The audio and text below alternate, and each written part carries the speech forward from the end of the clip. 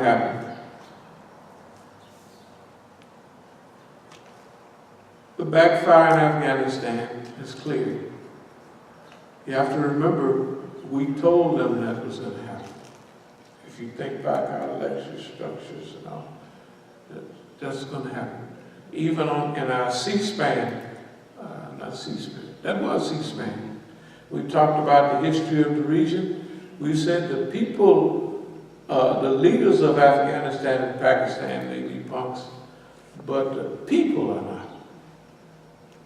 A few days later, that was on the 31st of October 2001, they went on in, maybe a couple of days later, they went on in Afghanistan.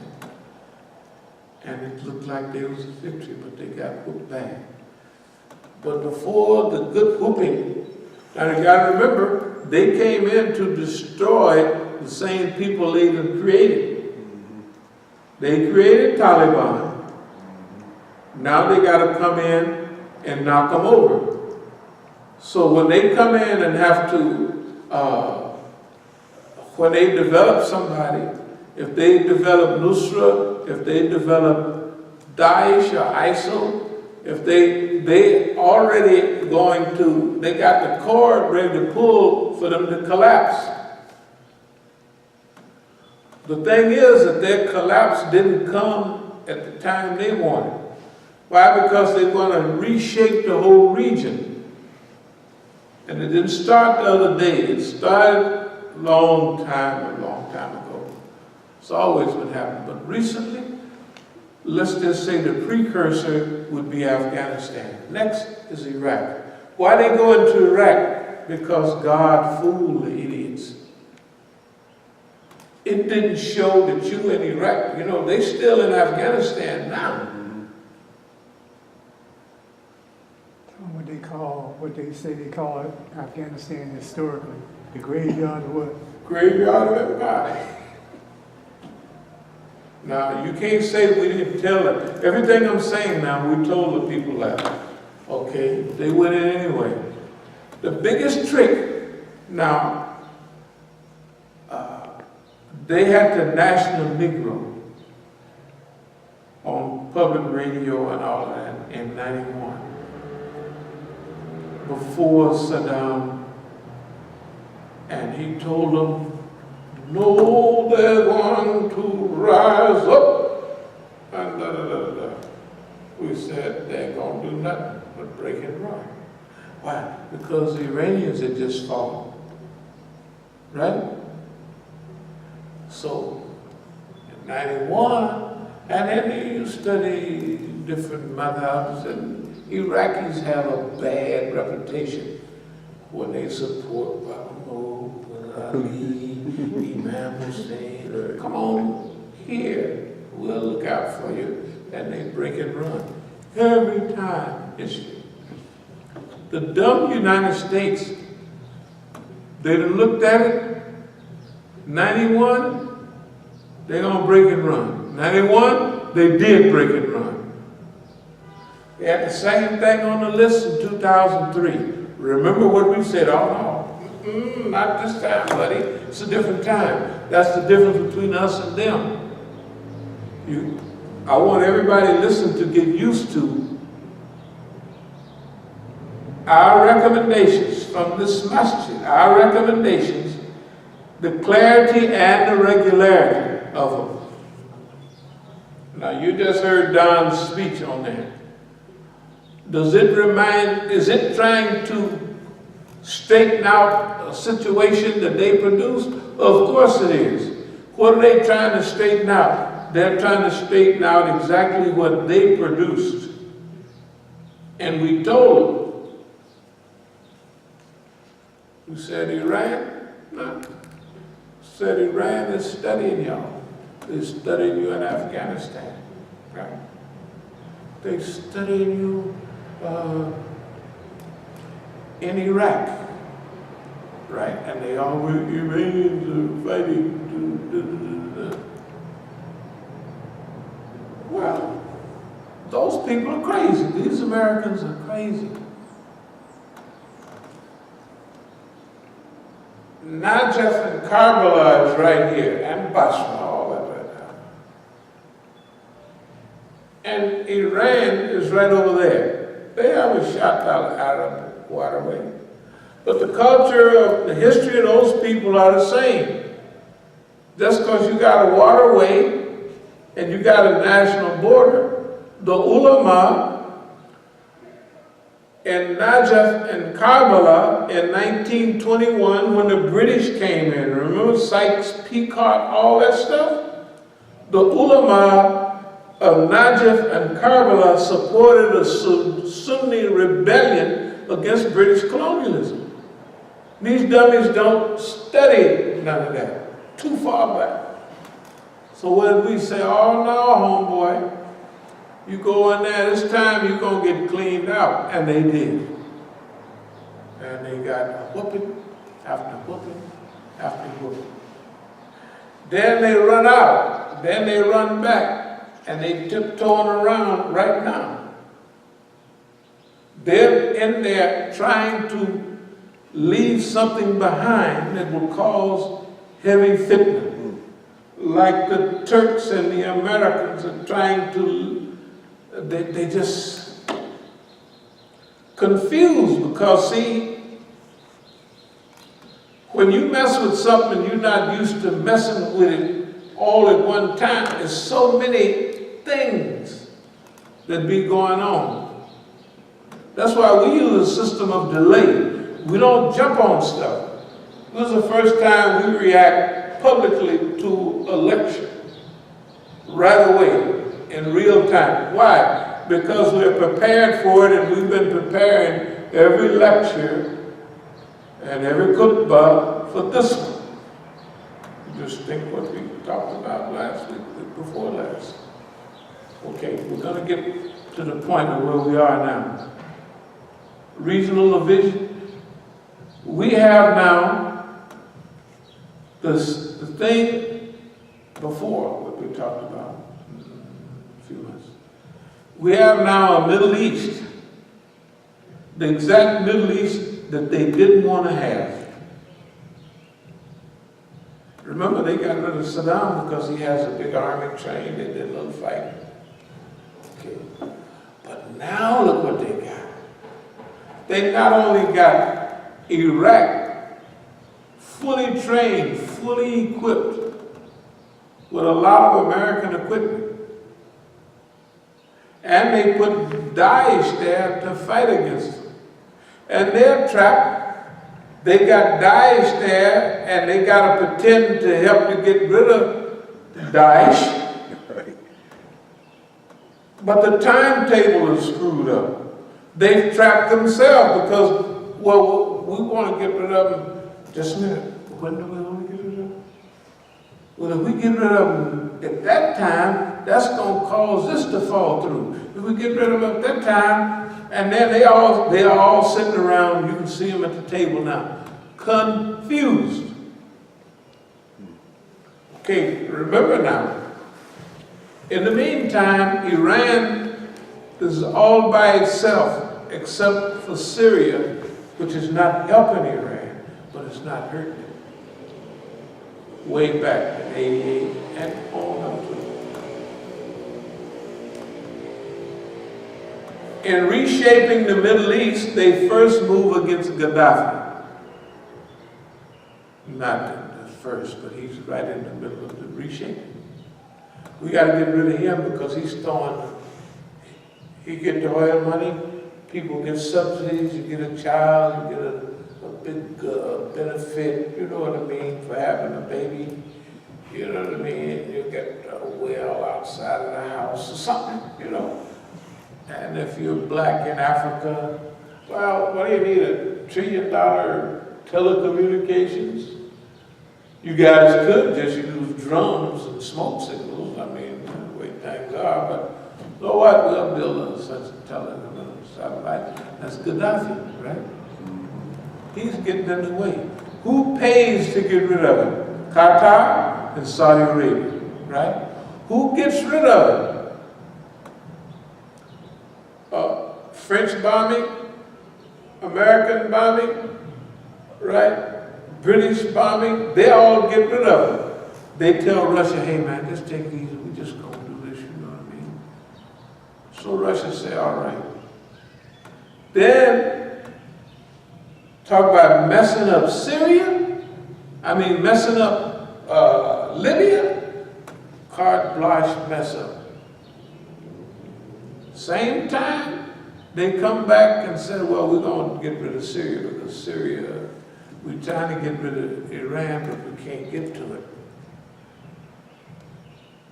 So if we can go and get rid of Syria, that will isolate it. So they come after Syria. At the same time, Hezbollah came out first, publicly. Nasrallah came out years ago. You ain't gonna do nothing in Syria, we're going there. And a week later, they was in there fighting. Iranian help.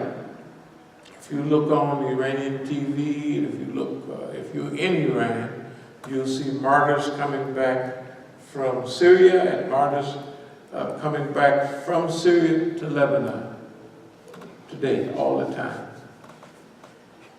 In the meantime, the dumb United States then tried to ease Russia out of that Middle East because they move against Gaddafi. Gaddafi's equipment and whatever used to sit out on the beach, Russian, but it all came from Russia.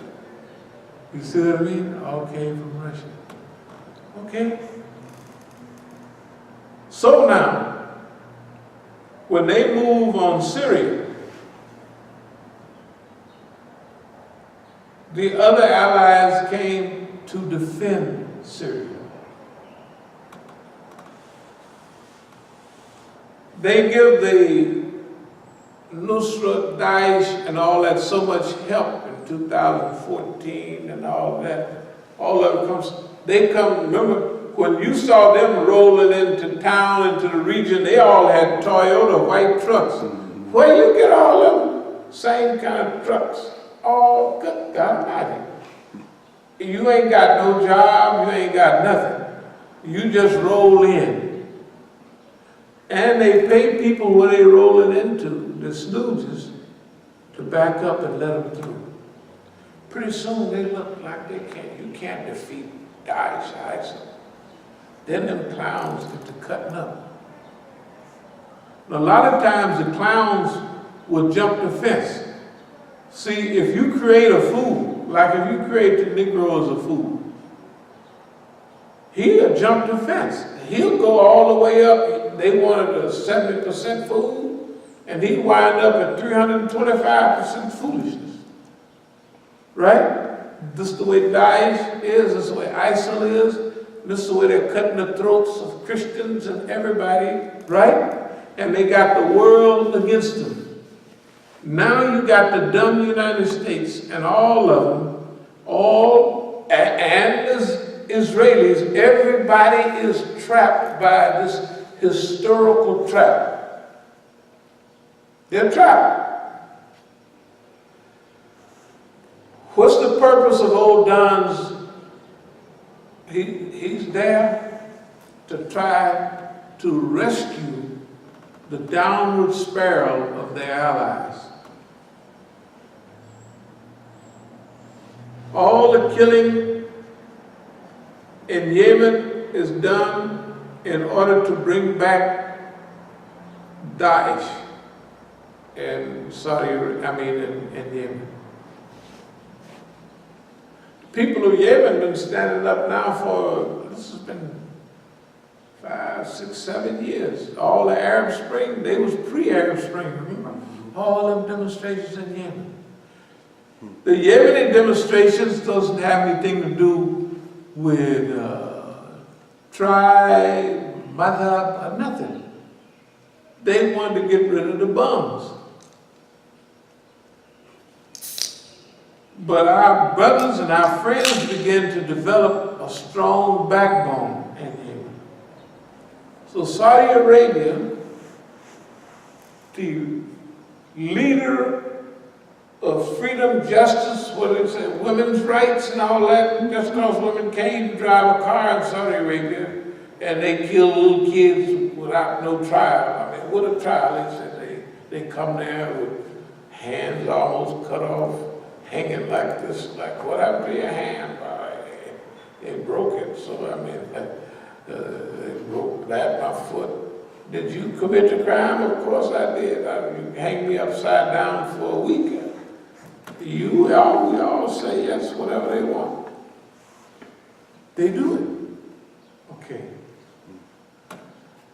I want to skip a little bit. What is the reason that he's there right now? He's there when we talked about the strategic alliance that did not physically exist when we said there was no Arab Spring. All was engineered. Now, if anybody remembers this type of conversation, we have been followed and monitored by the U.S. government for decades upon decades, especially with Iranians. We had to make a decision 35 years ago whether it would be more beneficial to let them follow us along and show them where things was, because whoever's inviting me, they're going to be the leaders of will it be more beneficial, right? Would it be more beneficial to bring them right along? And we make an analysis. Well, they already know who all the Iranians are. And everywhere we go, we discover that it's all, everybody's the police. This is in the early 80s, 81, 80. So it was a strategic decision. Bring them along. It's the point of, if it was people getting killed, you kill two or allow two to get killed to save 10,000. That's the way it was on that. Now, right now, if anybody can remember a discussion as small as short as 2 weeks ago, we had to make a decision now in strategic engineering. If we are monitored that well, then we'll go back and go over this and see how much influence do we have in this stuff. So you have to test what you say and what you do and their response to it. That's what we have to do here. We have done that here. We talked about at Friday, we talked clearly about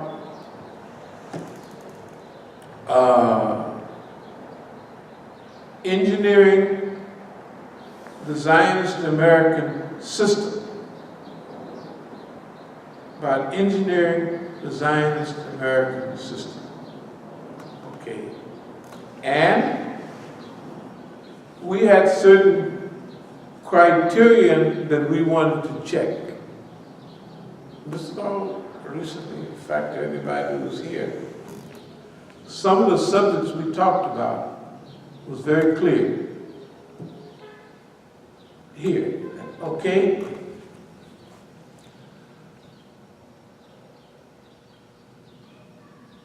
If we want to get this strategic alliance going, if we want to get the United States and the Zionists to do certain things in the Middle East, right?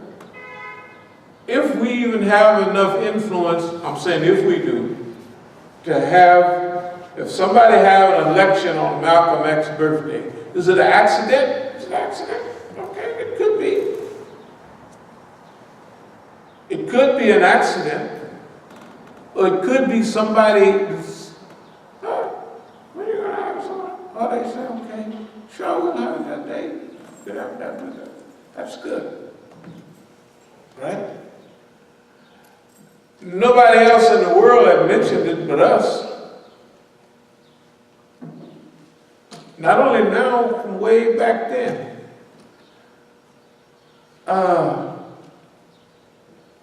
If we want to engineer things in Oakland, there's going to be some benefit, they call it cost-benefit analysis. Yeah, okay. Now, if we want to help engineer, it's going to sound a little funny. If we're going to help engineer the global monster into making a fool of himself, to trap himself in the Middle East, to start the very wars and everything else that it takes to do that. Okay. Sounds a little funny till you think about it. When we talk about man should take charge of his own life, there's a cost-benefit analysis.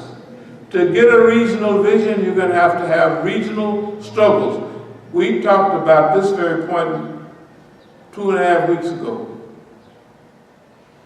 But the people of Yemen and the people of this place and that place, you're going to lose so many people automatically. But if you do it right, you might lose 10,000 people now, and if you let them do it on their own time schedule, we'll lose 1 million people. Does anybody remember talking about? That's right. I'm trying to tell you. We done stuck our foot so far, you got to realize exactly what's going on.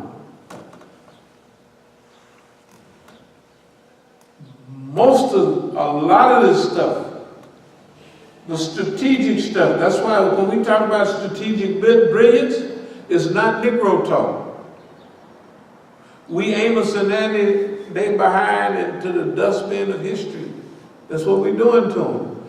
No, it's not what we're doing. We done that. They're already done on that. And it seems like people are helpless. We're not helpless. Remember, we said at first stage, we was victims of the system. Then we compete. Remember we was talking about that? Competitors of the system. And I said now, that was later, we are predators of the system. We are predators of the system. Because what we have initiated is beyond their ability to defend themselves. Now, in fighting, we look at it as 3 types of fights that we're dealing with. Number 1 is sparring. We always spar. There's never a day that there's not something going on. You got this to keep you, keep your guard up, but get slapped. You know what I mean? So we just sparring, and we're sparring with all ex-champions. We're not sparring with no, So they're gonna keep you woke. You know what I mean? And you bat your eye at them and bust you up because they're championship material. And then there's exhibition fights. We do a lot of exhibition fights. Exhibition is to draw the cracker out, the system out, and me and you sucker. A lot of times people don't know that we are actually fighting until we tell them 2 weeks later, 3 months later. We tell people, this is just what y'all was looking at, just what Dr. Khalid Siddiqui said on that, and I didn't know it was as deep as what he said. He said, there are things that Imam Musa putting us on a certain level, there are things that we've been looking at and we don't even know who's looking at it. Do you remember him saying that? That's the same thing it is now, except it's deeper. Some of these fights is championship fights. Title fight, they title fights. Okay. What's championship? What's exhibition? What's a title fight? We choose. We call it what it is. We have taken charge of our own self. Basically, this food, we have, that's right here, engineered them into the situation that they're in now, many times. First, we describing what Hezbollah is. That's okay. Yeah, y'all got whooped. That's the best analysis then. You know what I mean? Yes, and that's before anybody else. When everybody else is talking about it, they crying all, don't you worry about the thing. Just go take a rest. These boys is whooped already now. Okay, nobody else said that, so we can't be too stupid. Because so far we have not made a misdiagnosis, pre-diagnosis, or a present diagnosis. The people, when they listen to this, they don't know what it is. Well, then what is it? It is that they've been whooped so bad, they're trying to put the pieces together. So they have to have an emergency meeting. Saudi Arabia spends all of its last money and buys all of the weapons that they can get from the United States. And the people of Yemen are starving to death and cholera, and they ain't even thinking about giving up. Why? Because if you're that poor already, you just die. They already, that's why if you stay with that country mentality the way you used to live in the country, they can't. What you gonna do? What you gonna do, sucker? That's the way niggas live. On the bayou and broke. Not broke, below broke. And you can't starve nobody out because a farmer out there growing some corn, right? And I can walk right out to the closest farm and just wait on the side of the road, and at night I go get a big gunny sack full of corn. That's enough for to eat. I don't know when. And I scout out the true fruit trees during this time of year. The fruit gonna be getting ready. The cherries ought to be ready in a minute. Then the plums, right? They're gonna be. There's some trees around here. I just haven't been paying no attention to them. But you can't do nothing to nobody. You can't starve nobody, right? What are they there for? Iran and outflanked them on everything. That strategic alliance is wonderful. Iraq, Iran, Syria, and Russia. And Hezbollah. Well, of course Hezbollah, but they made all that. Oh, Russia, you ain't nothing, sucker. You just, you down with Libya, we're just gonna grow over you. Well, go on and do it. They forget the old cliche, what goes around.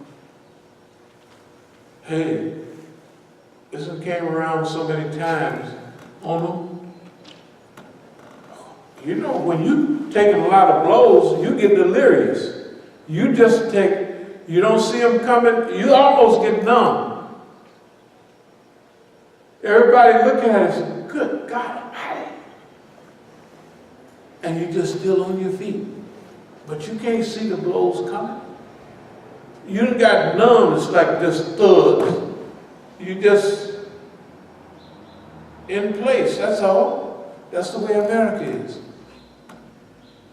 And that's the way Europe is. Every problem they have, they created those problems. All the Syrian refugees and all the refugees, they couldn't come to Europe before because there wasn't no way to get to them. You couldn't go to Libya because Gaddafi was there. He ain't gonna let what you can't come over here talking crazy, right? Now they leave from Libya. And they're flooding into Europe. It's not a short-range problem, it's a long-range problem. Why? Because Europeans are like Americans, except Europeans are worse. Number one, Europeans are becoming a-religious. One of the things I noticed in UK, decades ago, all the Masjid were old churches. Ain't nobody go to church.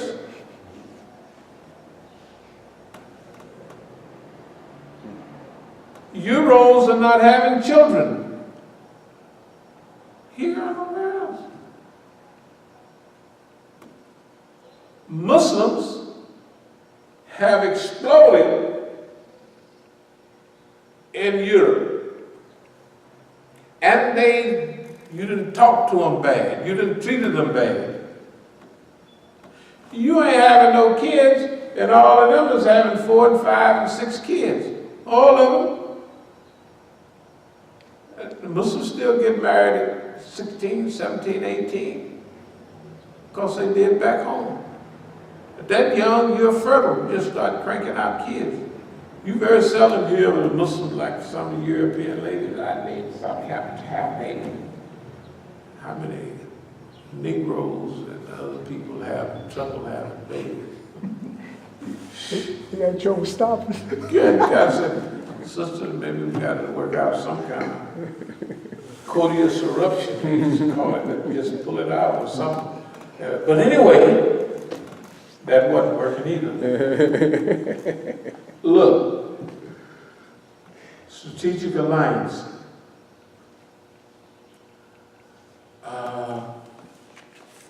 We've kind of whooped the old euro so bad. Let's see. Instruction for me. This stage of our development, this is from late last year. I'll tell you the date because the one on the next page has 16, 7. This date is, slash here. So what does it say? Construction, formation, gradually, da, da, da. This stage of our development is a great challenge, an opportunity to teach people who are monitors at first. What does this monitors mean? So, like right now, I want to thank the people who are monitors, just publicly, not here, but